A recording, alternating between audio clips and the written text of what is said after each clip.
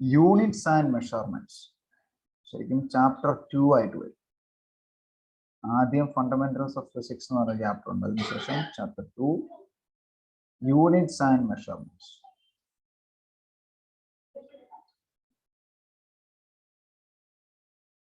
അപ്പൊ മലയാളം മീഡിയത്തിൽ നിന്ന് പഠിച്ചു വന്ന കുട്ടികളുണ്ട്, ഇംഗ്ലീഷ് മീഡിയത്തിൽ നിന്ന് പഠിച്ചു വന്ന കുട്ടികളുണ്ട്. എന്തെങ്കിലും സംശയ വാക്കിന്റെ അർത്ഥം എന്തെങ്കിലും പോരായ്മ തോന്നാൻ അപ്പാപ്പ ചോദിച്ചോട്ടോ. സോ നമുക്കറിയാം ഫിസിക്സിൽ അല്ലെങ്കിൽ ഫിസിക്കൽ ക്വാണ്ടിറ്റീസ്, ഫിസിക്കൽ ക്വാണ്ടിറ്റി എന്ന് പറയുമ്പം ശരിക്കും രണ്ട് തരമുണ്ട് ഫിസിക്കൽ ക്വാണ്ടിറ്റീസ്. അതിലൊന്നാണ് ഫണ്ടമെന്റൽ ക്വാണ്ടിറ്റീസ്. ഫണ്ടമെന്റൽ എന്ന് പറഞ്ഞു കഴിഞ്ഞാൽ അടിസ്ഥാനപരമായുള്ള ക്വാണ്ടിറ്റീസ്. രണ്ടാമത്തതാണ് ഡിറൈവ്ഡ് ക്വാണ്ടിറ്റീസ്. Derived quantities. ഇപ്പം നമുക്കറിയാം ഒരു കാര്യം, എന്തെങ്കിലും ഒരു കാര്യം നമുക്ക് പറയണം. ഇവിടെ ഞാൻ ഇത്ര ദൂരം പോയി, ഇത്ര കിലോ സാധനം വാങ്ങി, ഇത്ര നേരം കൊണ്ട് തിരിച്ചു വന്നു, അങ്ങനെയുള്ള ഫണ്ടമെന്റൽ കാര്യം പറയാൻ വേണ്ടി, അല്ലെങ്കിൽ ദ ബേസിക് യൂണിറ്റ്സ് ആണ് അവർ. ആ യൂണിറ്റുകൾ ഇല്ലാതെ വേറൊരു യൂണിറ്റുകളും നമുക്ക് പറയാൻ സാധിക്കില്ല. അങ്ങനെയുള്ള ക്വാണ്ടിറ്റീസിനെ നമ്മൾ വിളിക്കുന്ന പേരാണ് ഫണ്ടമെന്റൽ ക്വാണ്ടിറ്റീസ്. അതിനെ അതിൽ കൂടുതൽ സിമ്പിളർ ആക്കി മാറ്റാൻ പറ്റില്ല. Quantities which cannot be expressed in more simpler form. The quantities which cannot expressed in simpler form. നമ്മൾ പറയുന്നതിനേക്കാൾ, അല്ലെങ്കിൽ ഇപ്പം വീണ്ടും ചെറുതാക്കി പറയാൻ പറ്റില്ല. എക്സാമ്പിളൊക്കെ എഴുതി കാണിക്കുമ്പോൾ മനസ്സിലാവും. സിംപ്ലർ ഫോമിലേക്ക് മാറ്റാൻ പറ്റാത്ത ക്വാണ്ടിറ്റീസ് ആണ് ഫണ്ടമെന്റൽ ക്വാണ്ടിറ്റീസ്. 3 എണ്ണാണുള്ളത്. ഒന്ന് മാസ്, രണ്ടാമത്തത് ലെങ്ത്, മൂന്നാമത്തത് ടൈം. പക്ഷെ ഡിറൈവ്ഡ് ക്വാണ്ടിറ്റീസ് എന്ന് പറഞ്ഞാൽ which derived from this fundamental quantity. ഇപ്പൊ നമുക്ക് ഒരെണ്ണം നോക്കാം. വെലോസിറ്റി. വെലോസിറ്റിയുടെ ഇക്വേഷൻ എന്നാണ്? Displacement by time.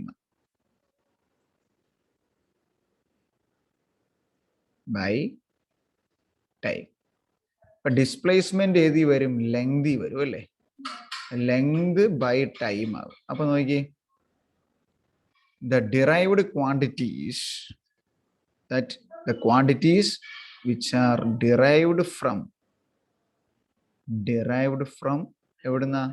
ഇതിനാണ് ഫണ്ടമെന്റൽ ക്വാണ്ടിറ്റീസ്.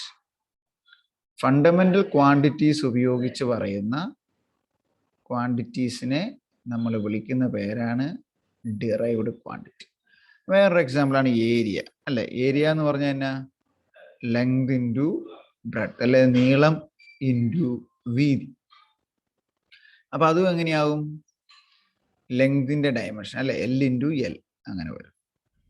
അല്ലെങ്കിൽ വോളിയം, അല്ലെങ്കിൽ ഏരിയ, അല്ലെങ്കിൽ വെലോസിറ്റി, അല്ലെങ്കിൽ ഡെൻസിറ്റി, എന്തുവാട്ടെ, എല്ലാ ക്വാണ്ടിറ്റീസും ഡിറൈവ്ഡ് ക്വാണ്ടിറ്റീസിന്റെ ക്ലാസ്സിൽ വരുന്നതാണ്. ഇവയെല്ലാം ഫണ്ടമെന്റൽ ക്വാണ്ടിറ്റീസ് വെച്ച് നമുക്ക് ഡിറൈവ് ചെയ്തെടുക്കാൻ പറ്റുള്ളൂ. So in physics the quantities are majorly or mainly classified into 2 fundamental and derived quantities. Fundamental quantities which does not be classified or it does not be converted to any simpler form, but the derived quantity that can expressed in terms of fundamental quantities. There has 3 examples for fundamental quantity: mass, length, time, and all the other physical quantities that are derived quantities. Clear ആയോ Aleena? Quantities 2 തരം ഉണ്ടായിരുന്നു, fundamental ക്വാണ്ടിറ്റീസും derived ക്വാണ്ടിറ്റീസും. പക്ഷെ fundamental quantities ആണെങ്കിലും derived quantities ആണെങ്കിലും that quantities are expressed in terms of units അല്ലേ? നമുക്കൊരു unit വേണം. So all the physical quantities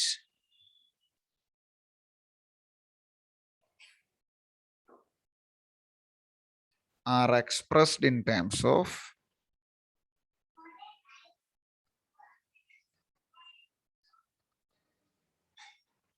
units. ഇപ്പൊ നമുക്കറിയാം അരി മേടിച്ചു, തൂക്ക മാസാണ്. മാസിന് നമുക്ക് എങ്ങനെയൊക്കെ അവിടെ പറയാം? ഇത്ര കിലോഗ്രാം അരി മേടിച്ചു, അല്ലെ ഇത്ര ഗ്രാം അരിയായിരുന്നു, അല്ലെ ഇത്ര മില്ലിഗ്രാം ആയിരുന്നു, അങ്ങനെ പറയാം. സ്വർണ്ണാകുമ്പോൾ അറിയാലോ, ചെറിയ തൂക്കാകുമ്പോൾ മില്ലിഗ്രാം, ഗ്രാം അങ്ങനെ പറയും. ഇപ്പൊ പല പല യൂണിറ്റ്സ് ഉണ്ട്, കിലോഗ്രാം, ഗ്രാം, മില്ലിഗ്രാം, അങ്ങനെ അങ്ങനെ അങ്ങനെ. അപ്പൊ ഇങ്ങനെ ഒരു ഫിസിക്കൽ ക്വാണ്ടിറ്റിയുടെ measurement, the measurement of a quantity, all the physical quantities, or the measurement of all the measurement of all the physical quantities are expressed in terms of units. ഇനി actually there are 3 unit system. പണ്ട് നമ്മൾ ഉപയോഗിച്ചുകൊണ്ടിരുന്ന unit system, ഒരു example നിങ്ങൾ കേട്ടിട്ടുണ്ടായിരിക്കും. നമ്മുടെ ഇത്ര അടി നീളമുണ്ട്, അല്ലെ ഇത്ര കോല് താഴ്ചയുണ്ട് കിണറെന്നൊക്കെ പറയുന്നു. അതിൽ നിന്ന് മാറിയേച്ച് നമ്മളിപ്പോൾ മീറ്റർ സ്കെയിൽ ഉപയോഗിച്ച് ഇത്ര മീറ്റർ എന്ന് പറയും. നമ്മളുടെ നേരെയുള്ള ആൾക്കാരൊക്കെ ആണെങ്കിൽ ഇത്ര ചാണ്, ഇത്ര അടി, ഇത്ര മുഴം, ഇത്ര കോല് എന്നൊക്കെയാണ് പറയുന്നത്. അപ്പം യൂണിറ്റുകൾ മാറി മാറി വരുമായിരുന്നു. ശരിക്കും there are 3 types of unit system ഉണ്ടായിരുന്നു. 3 types of unit system. അതിൽ ഫസ്റ്റ് വൺ ആയിരുന്നു CGS. ഓർത്താൽ മതി, ആദ്യത്തെ അക്ഷരം ലെങ്തിന്റെ ആണേ, രണ്ടാമത്തെ അക്ഷരം മാസിന്റെ, മൂന്നാമത്തെ അക്ഷരം ടൈമിന്റെ. ലെങ്തിന്റെ, മാസിന്റെ, ടൈമിന്റെ. അപ്പൊ സി കൂട്ടി പറയാൻ പറ്റുന്ന ലെങ്തിന്റെ യൂണിറ്റ് ഏതാണ്? ഓർത്താൽ എടുക്കാം, centimetre. So in CGS system the length is measured in centimeter. രണ്ടാമത്തെ mass is measured in gram, GRAM മതി. പിന്നെ time is measured in seconds.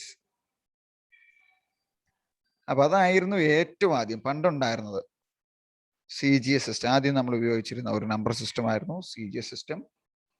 അതിനുശേഷം നമ്മൾ രണ്ടാമത് ഉപയോഗിച്ചതാണ് MKS.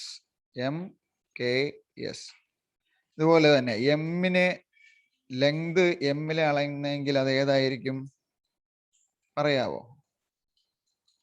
ലെങ്ത് ഏതിലായിരിക്കും മെഷർ ചെയ്തിരുന്നത്? എം ആണെങ്കിൽ വെരി ഗുഡ്, മീറ്ററില്. ഇനി മാസ് ഏതിലായിരിക്കും മെഷർ ചെയ്തിരുന്നത്? കെ വരുമ്പം kilogram. Time again in second. കണ്ട് ഇത് വളരെ എളുപ്പമാണ്, മനസ്സിലാക്കി അങ്ങ് പഠിച്ചാൽ, ആ അക്ഷരം നോക്കി അങ്ങ് പറഞ്ഞാൽ മതി. CGS system, MKS system, third one FPS. Length F കൂട്ടി ഏത് പറ്റും? Length is measured in F. Foot, ഇത്ര അടി നമ്മൾ പറയല്ലേ, കാൽപാദം, ഇത്ര അടി ദൂരം, 5 അടി 4 ഇഞ്ച് എന്നൊക്കെ പറയുന്ന പോലെ. ഇനി മാസ് പി കൂട്ടി ഏതാണ്? കേട്ടിട്ടുണ്ടായിരിക്കും ചിലപ്പോ എങ്കിൽ. Pound. Very good, pound. Time ഏതിലാണ് മെഷർ ചെയ്യുന്നത്? സെക്കൻഡ്. ഇതാണ് മെയിൻ 3 ഓൾഡ് സിസ്റ്റം. നമ്മൾ ഇപ്പൊ ഉപയോഗിക്കുന്നതാണ് SI unit system, standard international. അതേതാന്ന് അടുത്ത സ്ക്രീനിൽ എഴുതി തരാം. Standard international. So all the physical quantities that are measured in terms of units are fundamentally classified into 4 types: CGS system, MKS system, FPS system, and SI system. In CGS system, length is measured in centimeter, mass is measured in gram, time in second. MKS system length is measured in meter, mass in kilogram, time in second. In FPS system length is measured in foot, mass is measured in pound, time is measured in second. And SI system അതിൻ്റെ എല്ലാം ഞാൻ ഇപ്പം തന്നെ പറഞ്ഞുതരാം. എഴുതിയെടുക്കാവോ?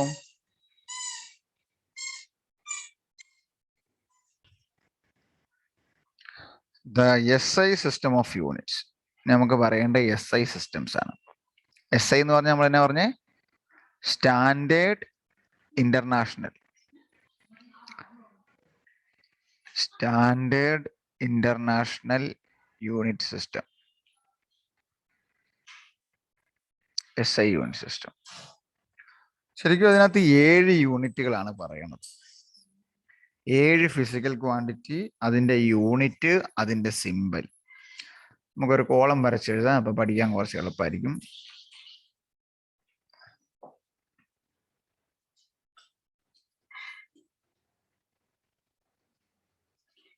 Physical quantity, unit, symbol. നമുക്ക് ആദ്യം physical quantity ഏതാണെന്ന് എഴുതാം. ഈ കോളാണ് നമ്മുടെ ഫിസിക്കൽ ക്വാണ്ടിറ്റി.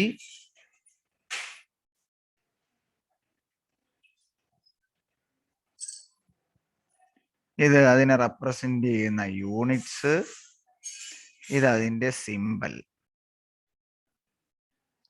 7 എണ്ണത്തിൽ ഫസ്റ്റ് വൺ ലെങ്ത് തന്നെ. ലെങ്ത് നമ്മൾ ഇന്റർനാഷണലി എവിടെ, ഏത് രാജ്യത്ത് എവിടെ ചെന്നാലും മെഷർ ചെയ്യുന്നത് മീറ്ററിലാണ് പറയേണ്ടത്. Symbol M. Second one mass. Mass എവിടെ ചെന്നാലും നമ്മൾ ഉപയോഗിക്കുന്നത് കിലോഗ്രാമിലാണ്. ഇനി മുതൽ ലെറ്ററുകളൊക്കെ ശ്രദ്ധിക്കണം. സ്മോൾ കെ ആട്ടോ, കെ. ടൈം. ടൈം ഇപ്പോഴും SI യൂണിറ്റ് സിസ്റ്റത്തിലും സെക്കൻഡിലാണ്. Unit, symbol yes. Next temperature. Temperature നമ്മൾ ഇന്റർനാഷണലിൽ പറയുന്നത് കെൽവിനിലാണ്. കെൽവിൻ എഴുതുന്നത് ക്യാപിറ്റൽ കെ. പിന്നെ പറയുന്നതാണ് ലൂമിനസ് ഇന്റൻസിറ്റി. ലൂമിനസ് ഇന്റൻസിറ്റി എന്ന് പറഞ്ഞാൽ ശരിക്കും പ്രകാശ തീവ്രത. അത് ക്യാൻഡലയിലാണ് മെഷർ ചെയ്യണേ. ക്യാൻഡല, CANDALA, ലെറ്റർ CD. അടുത്തത് ക്വാണ്ടിറ്റി ഓഫ് മാറ്റർ. കെമിസ്ട്രി പഠിക്കും. ക്വാണ്ടിറ്റി ഓഫ് മാറ്റർ, പദാർത്ഥത്തിന്റെ അല്ലെ ദ്രവ്യത്തിന്റെ അളവ് മെഷർ ചെയ്യുന്നത് ഇത്ര മോളാണ്. 1 മോൾ അല്ലെ 2 മോൾ HCl, 2 മോൾ NaCl അങ്ങനെയൊക്കെ പറയും. റെപ്രസെന്റ് ചെയ്യുന്നത് MOL. Last and 7th one current.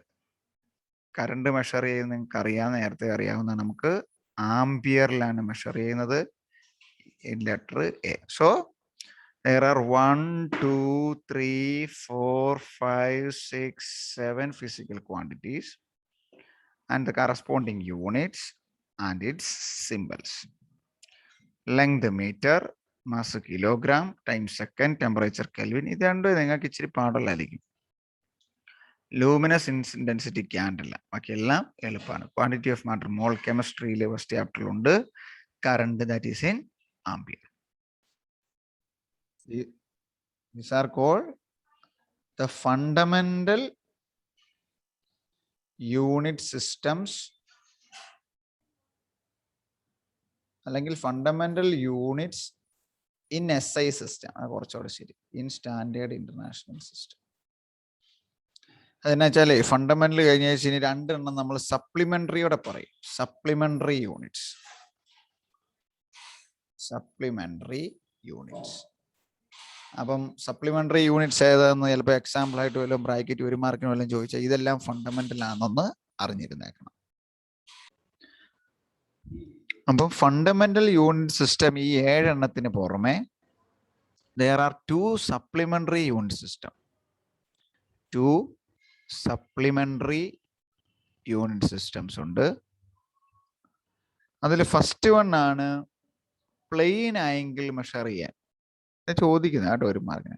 Plain angle measure ചെയ്യുക. പ്ലെയിൻ ആംഗിൾ എന്ന് പറഞ്ഞാൽ എന്നാ?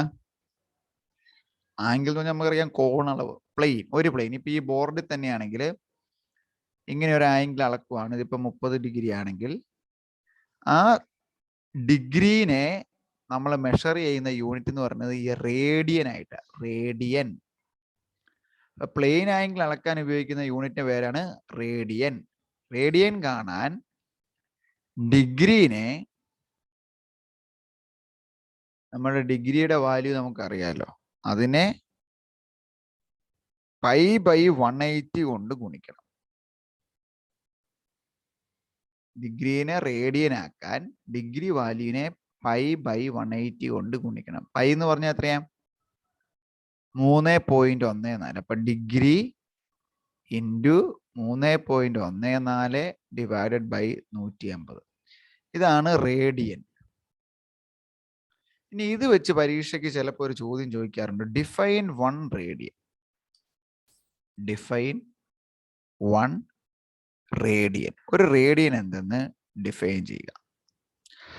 അപ്പം ശരിക്കും പറഞ്ഞാല് radian is the unit of plane angle. ഇപ്പം 360 ഡിഗ്രി ഒരു മൊത്തം വൃത്തം കറങ്ങും അല്ലെ. ഇവിടെ തുടങ്ങിയാൽ ഇതിലേ കറങ്ങി ഇവിടെ തന്നെയാണ് മൊത്തം 360 ഡിഗ്രി. അതാണ് 2π എങ്കിൽ 1 റേഡിയൻ എന്ന് പറഞ്ഞാൽ 2π ഇങ്ങ് കൊണ്ടുപോകും. അപ്പൊ 1 radian is equal to 360 divided by 2π.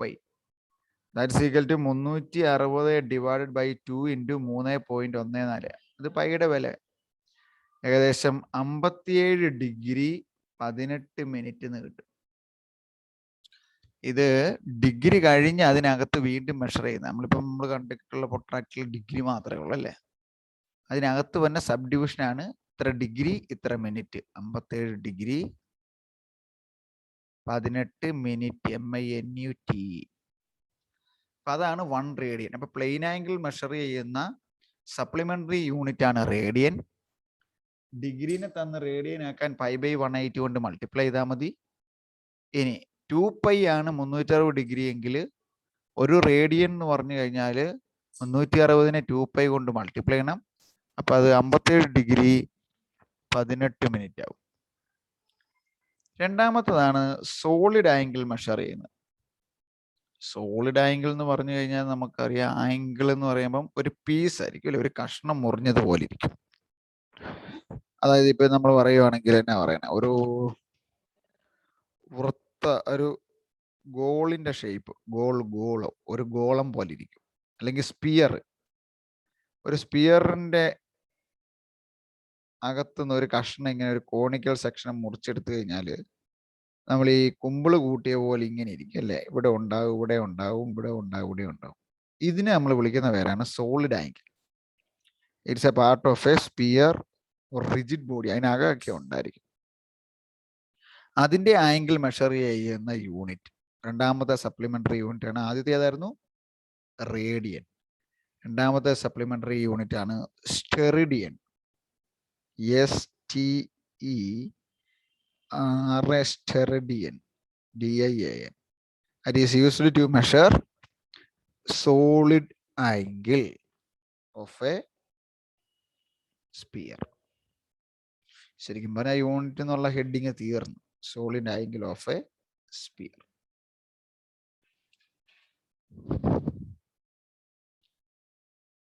Derived units. Derived units നമ്മൾ പറഞ്ഞു, ഡിറൈവ്ഡ് യൂണിറ്റ്സ് എന്ന് പറഞ്ഞു കഴിഞ്ഞാൽ that are derived from fundamental യൂണിറ്റ്സിൽ നിന്നാണ് അവ എഴുതുന്നത്. ഫണ്ടമെന്റൽ യൂണിറ്റ്സ് ആയ മാസ്, ലെങ്ത്, ടൈം. ഇനി ഡയമെൻഷൻ എഴുതുക എന്നാണ് നമ്മൾ ഇനി പറയാൻ പോണത്. യൂണിറ്റ്സ് ആൻഡ് ഡയമെൻഷൻ ആയിരുന്നു അല്ലെ ചാപ്റ്ററിന്റെ പേര്. ഡയമെൻഷൻ എന്ന് പറഞ്ഞു കഴിഞ്ഞാൽ മാസിനെ ക്യാപിറ്റൽ M ആയിട്ട് എഴുതുക, ലെങ്തിനെ ക്യാപിറ്റൽ L ആയിട്ട് എഴുതുക, ടീനെ ക്യാപിറ്റൽ T ആയിട്ട് എഴുതുക. എങ്കിൽ ഞാൻ ഒന്നാമത് ചോദിക്കാം, ഏരിയയുടെ ഡയമെൻഷൻ എന്നായിരിക്കും? ഏരിയയുടെ ഇക്വേഷൻ പറഞ്ഞേ. Area length into breadth. അപ്പൊ അതിന്റെ ഡയമെൻഷൻ എങ്ങനെയായിരിക്കും? L into L. That is equal to L square. എഴുതി മനസ്സിലായോ? ഇവിടെ ഓരോന്നിൻ്റെയും ഡയമെൻഷൻ ഏതാന്ന് ചോദിച്ചാൽ അത് വെച്ചിട്ടുള്ളത് നമുക്ക് മൾട്ടിപ്ലൈ ചെയ്താണ്. വേറെ ഒരെണ്ണം ചെയ്യുമ്പോൾ മനസ്സിലാവും. വോളിയത്തിന്റെ പറയാവോ? Length into breadth into height. ഇപ്പം എത്ര എണ്ണം വരും? എൽ ഇൻറ്റു എൽ എത്രയാണ്? L cube. മനസ്സിലായില്ലേ ഇപ്പൊ ചെയ്യുന്ന എങ്ങനെയാന്ന് സിമ്പിൾ ആയിട്ട്? ഇനി ഡെൻസിറ്റി പലത് ചെയ്യുമ്പോൾ മനസ്സിലാവും. ഡെൻസിറ്റിയുടെ ഇക്വേഷൻ എന്നാ? മാസ് ബൈ വോളിയം അല്ലേ? മാസിന്റെ നമ്മൾ പറഞ്ഞത് എം ഡിവൈഡഡ് ബൈ വോളിയത്തിന്റെ എത്രയാ? L cube. എൽ ക്യൂബ് താഴെ വരും. അപ്പൊ അത് മോളിൽ പോയാലോ? എം അല്ലെ എം റേസ് ടു 1 എന്ന് പറഞ്ഞാൽ എം തന്നെ. M L raise to -3. കണ്ടോ? മനസ്സിലായോ? അങ്ങനെയെങ്കിൽ വെലോസിറ്റി തന്നെ എഴുതുകയും വെലോസിറ്റി, സ്പീഡ്, ആക്സലറേഷൻ ഇത് മൂന്ന് ഇത്ര എടുത്തിട്ട് ഇത് മൂന്നും എഴുതുക കേട്ടോ. വെലോസിറ്റി എന്ന് പറഞ്ഞാൽ ഡിസ്പ്ലേസ്മെന്റ് ബൈ ടൈം, ഇത് ഡിസ്റ്റൻസ് ബൈ ടൈം. ആക്സലറേഷൻ എന്ന് പറഞ്ഞാൽ വെലോസിറ്റി ബൈ ടൈം. എഴുതി നോക്കിയാൽ തന്നെ.